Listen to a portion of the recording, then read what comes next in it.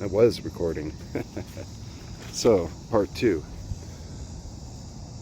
Yeah, it's a terrible, terrible, terrible thing.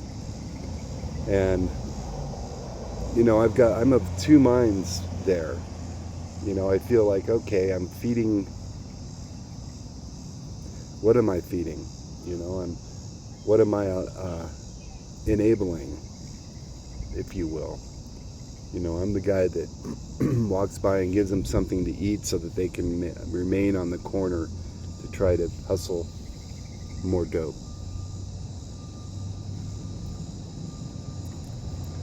Whew.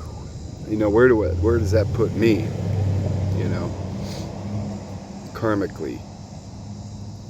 I'm of two minds there, and please comment on this. That there's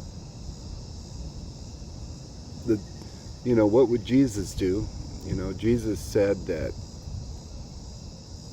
if you see somebody laying on the ground, pitiful, as I did tonight, a few people laying on the ground, just laying right on the dirty, piss-soaked sidewalk, just laying there.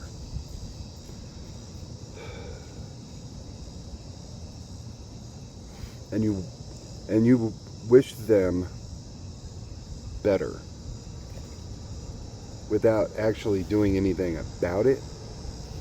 If you see somebody laying on the sidewalk and you go, man, I hope something happens. I hope you have a good night. I hope that somehow you find some help to get you out of this situation, and then walk off and don't try to do a thing about it. It's the same as if you put them in that situation. But then again, I mean, how can you can't help every single person. You just can't. Not in a significant way. And many of these people, if you do help them in a significant way, they'll immediately just trash and throw out every bit of help that you give them to chase after the demon of fentanyl. And again, 85% of them are mentally ill. So they're easy to take advantage of. They're easy to control. So it's kind of like, is it pearls before swine? Is what I'm doing pearls before swine? In some ways, I have to say yes. I am enabling these people to sit on the corner and scrounge for dope and sleep on the sidewalk.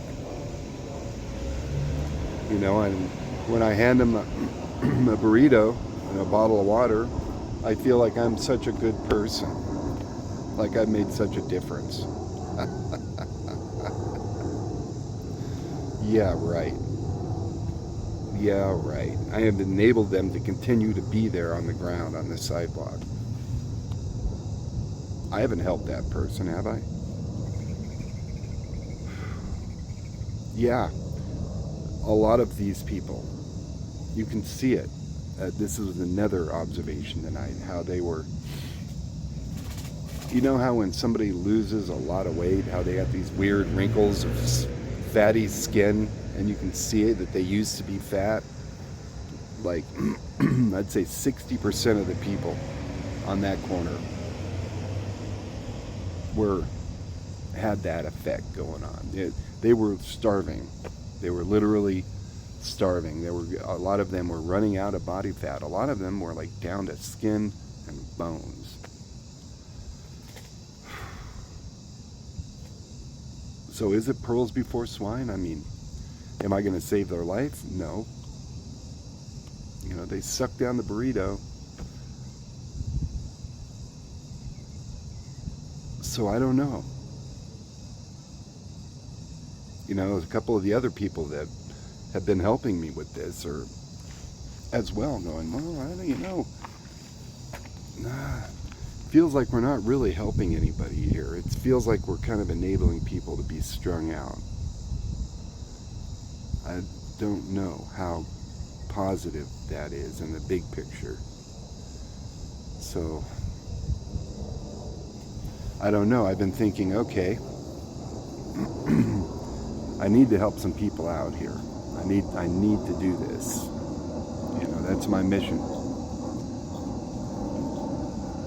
So I do, however, I do know a place. It's called Mean Street Ministries, and they have what they call a cafe, where people can come and eat. They can take a shower a couple times a week, and I think once a week you can get a shower there. They have a clothing bank, they have a food bank. They have a, like I said, a cafe where they cook food that's, a lot of it's donated, a lot of it's like vegetable stews with a little meat in it. Not much in the way of seasoning. You know, they do the best they can. And that's a place where I actually sent them a big pan of red chili. We're here. Some kids. So I made them a big pan of red chili, and they really appreciated that. And I'm sure that red chili got into the stomachs of very needy people. So is that a better way of doing it? I don't know. Those people are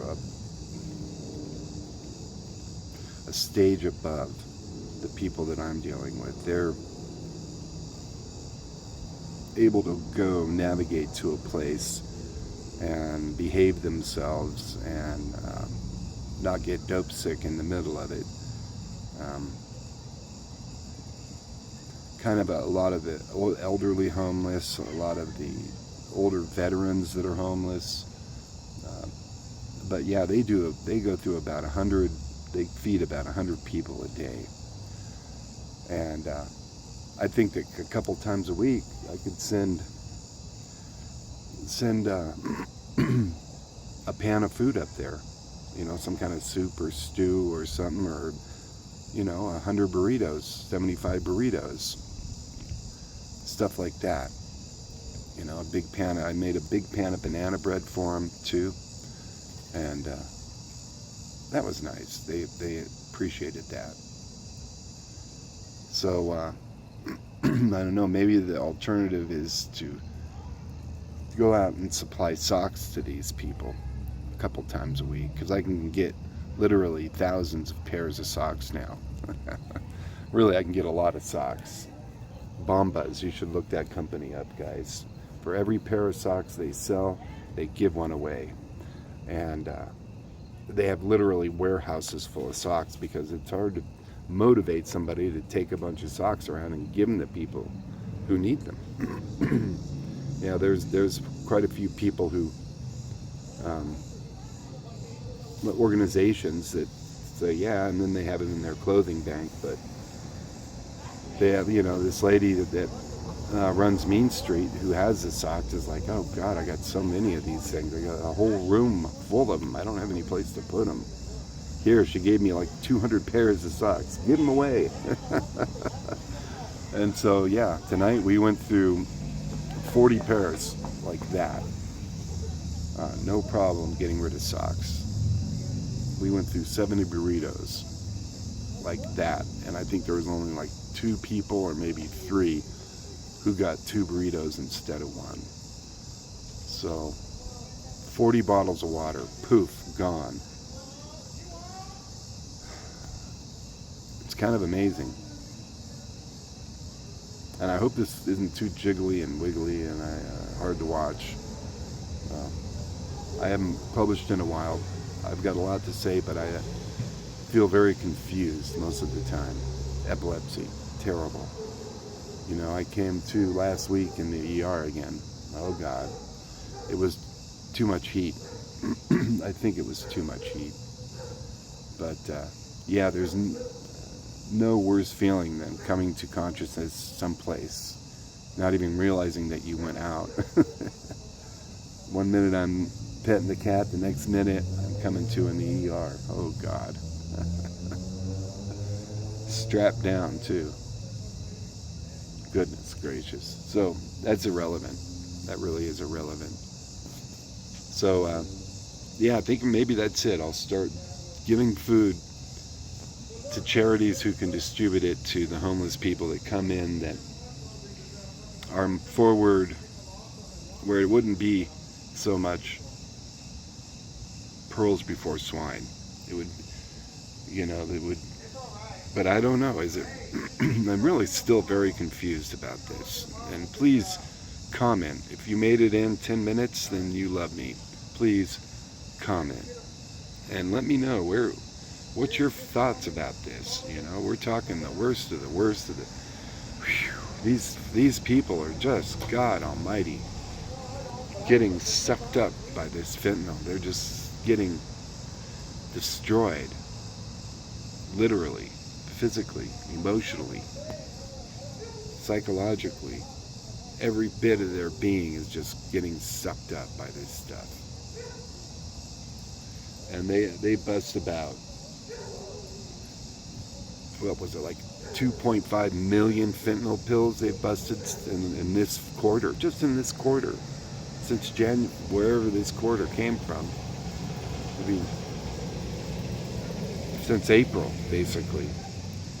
They have gotten over 2 million doses of that stuff, pills, ready to smoke, because that's how they do them.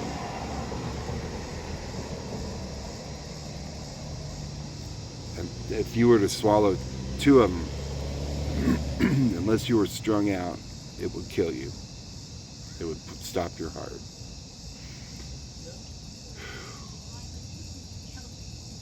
So I don't know, how do you help these people? They need to be locked up and detoxed, basically. They got to put you on an IV when you're detoxing from fentanyl. They got to literally put you on an IV. It's that serious. Look it up. If you don't believe me, look it up.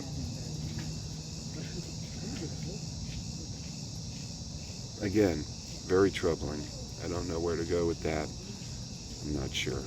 But I do know that I need to feed people. I need to get food in people's stomachs. That's important.